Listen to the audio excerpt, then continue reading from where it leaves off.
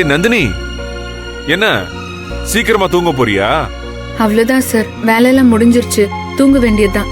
வேலையெல்லாம் முடிஞ்சிருச்சா? வழக்கமா அப்படி இல்லையே, ஏதாச்சும் கேப்பியா என்கிட்ட?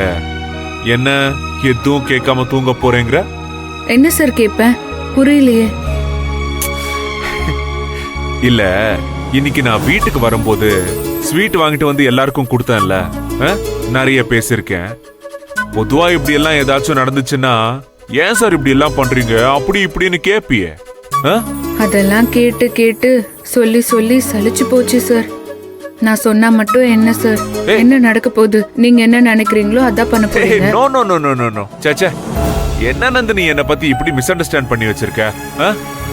சரி, இப்ப நீ சொல்லு, என்ன பண்ணணும் சொல்லு, அதே மாதிரி பண்றேன். இப்படி திடீர்னு கேட்டா எப்படி சார், சொல்றதுக்கு எதுவுமே இல்ல. ஆனா எனக்கு நிறைய இருக்கு உன்கிட்ட சொல்றதுக்கு. அதுக்கு நீ முதல்ல வந்து உட்காரு, வா இங்க உட்காரு. இல்ல இல்ல சார், நான் நின்னு பேசுறேன். நந்தினி வா, வந்து இங்க உட்காரு. Come on. நான் வேணும்னா இங்க கீழே உட்கார்ந்துட்டுமா? நான் சொல்றதை எப்ப நீ கேட்டிருக்க, இப்ப மட்டும் கேக்குறதுக்கு? சரி, இந்த அவார்ட் நான் வாங்கியிருக்கேன். இந்த நியூஸ் எப்படியும் நான் வீட்டுக்கு வர்றதுக்கு முன்னாடி வீட்டுல எல்லாருக்கும் தெரிஞ்சிருக்கும். மேபி டிவில என்னோட பேட்டி கூட வந்திருக்கலாம். எனிவே, அந்த அவார்டு மேட்டர் இங்க கன்வே ஆயிடுச்சு. சோ அந்த நியூஸ் இந்த வீட்டுல பல பேருக்கு புகைச்சல் கொடுக்கும்னு எனக்கு தெரியும். அந்த கோவத்துல கடுப்பை எப்படியும் ஓ மேலதான் காட்டுவாங்க. காட்டி இருக்கணுமே. அப்படி ஏதாச்சும் நடந்துச்சா? அப்படியெல்லாம் இல்ல சார், அப்படியெல்லாம் ஒண்ணும் இல்ல. முன்னாடிய விட இப்பெல்லாம் ஒரு ஸ்டெப் முன்னேறிட்டல்ல? அப்பயாச்சும் ஏதாச்சும் ஒண்ணு என்கிட்ட சொல்லுவ. ஆனா இப்போ என்ன நடந்தாலும் சரி என்கிட்ட சொல்லக்கூடாதுன்னு முடிவு எடுத்துட்டல. ரைட், நீ அப்படியே இருந்துக்கோ. ஆனா ஏதோ ஒரு வகையில என் காதுக்கு வர வேண்டியது வரதான் செய்யும். அப்படி வரும்போது நான் பாத்துக்கிறேன் நந்தினி. ஆனா இப்ப நான் சொல்றத கவனமா கேட்டுக்கோ. இப்போ மழை அமைதியா இருந்தாலும் காத்து விடுறது இல்லைன்னு சொல்லுவாங்க, உனக்கு தெரியுமா? அதே மாதிரி நீ எவ்வளோ அடங்கி போகணும்னு நினைச்சாலும் இங்க இருக்கிறவங்க யாருமே உன்னை சும்மா விட போறதே இல்லை. தொந்தரவு பண்ணிட்டே தான் இருப்பாங்க.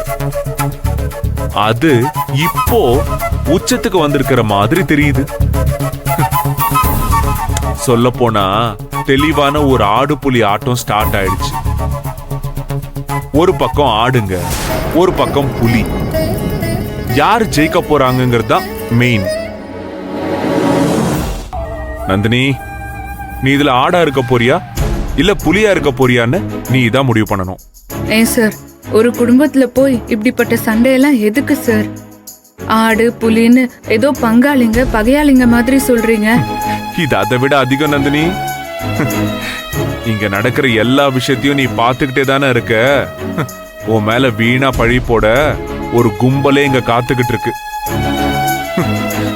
உனக்கும் எனக்கும் சண்டை வர வைக்கிறதுக்கு டே அண்ட் நைட் இவங்க ஒர்க் பண்ணிக்கிட்டே இருக்காங்க.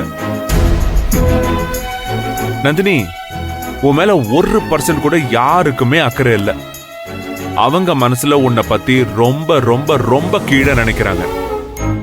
அந்த நினைப்பை நாம உடைக்கணும். அந்த எண்ணத்தை நாம மாத்தணும். எப்படியும் நான் இதை செஞ்சிருவேன். ஆனா அதுக்கு உன்னோட ஒத்துழைப்பு ரொம்ப ரொம்ப முக்கியம். நாம ஒரு ரூட்ல போகும்போது முள்ளு கிடக்குதுன்னா எடுத்துட்டு போயிடலாம். எதுல ஒரு விலங்கு அட்டாக் பண்ண வருதுன்னா அதுகிட்ட தப்பிச்சு ஓடலாம். ஆனா ஒரு 3-4 ஓனாயி ஒன்னா சேர்ந்து பாஞ்சு பிடிக்க வந்துச்சுன்னா அப்ப ஓடுறதுல அர்த்தமே இல்ல. எதிர்த்து நின்னு நீயா நானான்னு பாத்துற வேண்டியதுதான். நந்தினி, உன்னை அந்த கோபுர உச்சியில கொண்டு போய் உட்கார வைக்கிற வரைக்கும் நான் ஓயவே மாட்டேன். ஆனா இத நீ நல்லா மனசுல வச்சுக்கோ. ஓகே, உன்னோட ஒத்துழைப்பு வேணும்னு சொன்ன, ஆனா உன்னோட சம்மதத்துல நான் கேட்கல. நீ ஓகே சொன்னாலும் இல்லைன்னாலும் நான் இந்த வேலைய பண்ணதான் போறேன். இதுல நீ என்ன பண்ண போற? என் கூட பக்கபலமா நிக்க போறியா இல்ல ஒதுங்கி நின்னு வேலை பார்க்க போறியான்னு நீயே நல்லா முடிவு பண்ணிக்கோ. இப்ப தூங்கு. Good night. Good night. Very good.